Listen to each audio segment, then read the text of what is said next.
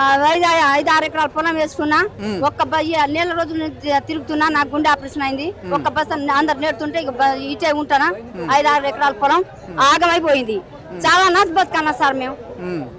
ఒక్క బస్తా ఊరి కూడా లేవు సార్. ఇప్పుడు నెల కూలీలు 25,000 కూలీలు నాటుకూలి పెట్టిన. ఆ నాటుకూలి 25,000 పోయినాయి. 40,000 దున్నుడు కూలి అయినాయి. ఒక్క బస్తా కూడా ఇస్తలేరు. లోపల పోతే జనం 3-4 జనం ఎగబడతారు. మేము చాలా మాకు ఊరే బస్తా ఎట్లా 12 గంటలకు వచ్చినామండి. ఎన్ని గంటలకు వచ్చినా? రేత్రి 12 గంటలకు వచ్చినాం. చెప్పులు పెట్టుకొని పండుకున్నాం. ఇక్కడే పండుకున్నాక ఈ చాపుదారి 9 గంటల ఇప్పుడు 9ంటికి వచ్చిండు. ఇంతవరకు ఒక కోపనియలే.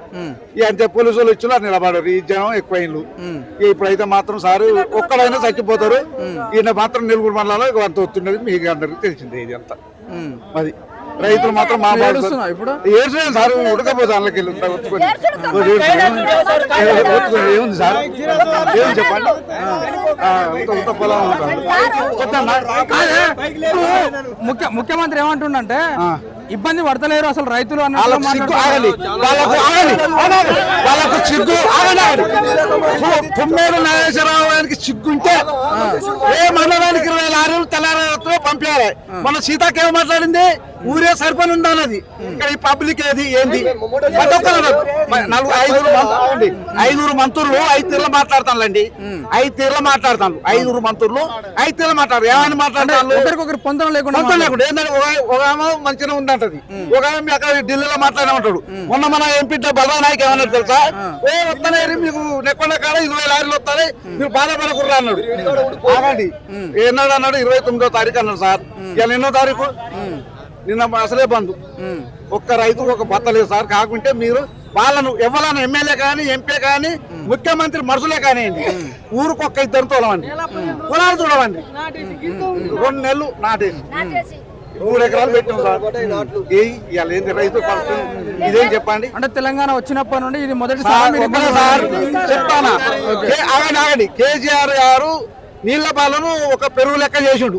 దాంట్లో చిల్లంకొల్లం చల్ల చేస్తా ఉండేవాళ్ళు రేవంత్ రెడ్డి సార్. సో ఇప్పుడు అర్థమైతే రైతులకు సార్ ఏంటంటే సార్ అది మాత్రం పద్ధతి కాదు సార్. ఇది మాత్రం దయచేసి ఇది రైతులు మాత్రం ఇస్తుందండి. ఒక్కడింట్లో లేరు సార్. వచ్చినప్పటి నుండి రైతు రాజ్యం తీసుకొచ్చిన రైతులే నాకు మళ్ళీ ఓట్లు వేస్తారు అన్నట్టు మాట్లాడుతున్నారు. మళ్ళీ కేసీఆర్ వస్తాడు. మళ్ళీ కేసీఆర్ వస్తాడు.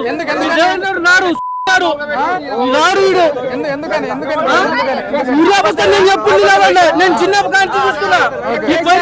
10 సంవత్సరాల నుంచి చిన్నప్పటి చూస్తున్నా. ఒక్కరోజు కూడా రాలే. ఇట్లా ఎక్కువ రోజు కూడా నిలబడ్డా. నేను ఒక్కరోజు కూడా నిలబడ్డా. ఇప్పుడు మొత్తం రేవంటే చేస్తున్నాడు. నిలబడి మొత్తం చెప్పులు లైన్ కట్టేస్తున్నాడు. బండలు ఇట్లా అన్ని కట్టేసి రైతులు రాజు చేసి తిన్నారా?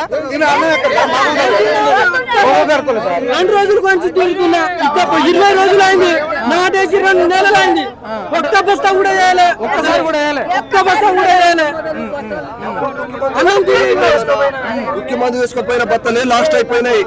బత్తలు అంటే వస్తాయి అనుకుంటా ఇన్ని రోజులు 2 నెలలు ఇప్పుడు జరిగి ఇలా వస్తాయి రేపొస్తాయి ఎంతకన్నా తిరిగాం మేము. నిన్న ఈడ లైన్ నిన్న పోతే నుంచి ఎంతవరకు అన్నం కూడా తినలే. ఇక్కడ తిని ఉన్నాం. ఆయన బత్త ఎందుకు తెలియదు తెలుసా? రైతులు బోనస్ ఇస్తా అన్నాడు. ఇప్పుడు ఈ బత్తాలు ఇస్తే ఎక్కువ పడుతుంది కాబట్టి ఎక్కువ పడుతుంది. వీళ్ళకి బోనస్ ఎక్కడన్నా చేయాలి. ఆ ఉద్దేశం బత్త కూడా ఇస్తలేడు రైతు.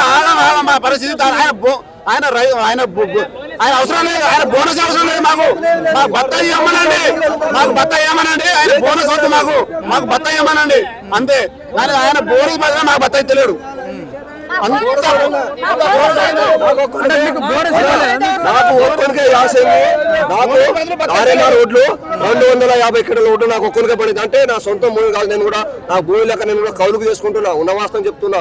కౌలుకు చేసి పాలుకు చేసి మనం వెనకబడి ఉన్నాం. మా నాన్నలు మా తాతలు భూమి సంపాదించలే. మేము ఎదిగినాం. బయట పోతే మా ఇజ్జత్ పోతాంది. అరే ఎందుకు అట్లా? మా తాతలు అంతా వెనకబడి ఉన్నారు కదా. మేము కూడా కష్టపడి మేము కూడా 10 మందిలో కలిసేటట్టు ఉండాలని బాధ. నాకు అంగి లేదు, పాయింట్ లేదు, ఏది లేదు. ఏదో నా అవతారం నేను ఎత్తి 10 మందిలో సరే అని అనిపించుకోవాలన్నదే బాధ అని మేము కూడా బయటకు వెళ్ళాలని అనుకుంటే మాకు బయటకు వెళ్ళే పరిష్కారం లేదన్న. ఈ రేవంత్ రెడ్డి కాంగ్రెస్ ప్రభుత్వం వచ్చిన కాంచెలి మా పర్వతమే మారిపోయింది, మా జీవితాలే మారిపోయినాయి. మేము ఎక్కడ పోయి ఆడుకొని అన్నం తింటారో.